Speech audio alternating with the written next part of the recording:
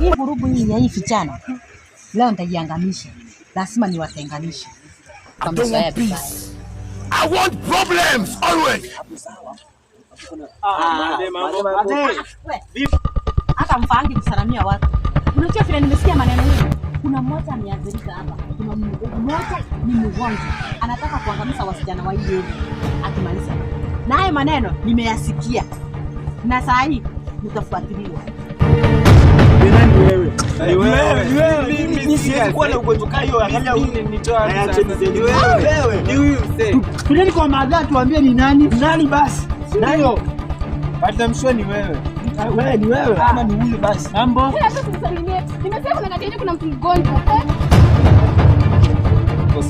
Sasa hapo kwa ugonjwa. Hata kwa madha. Hapa inaweza kuwa mimi.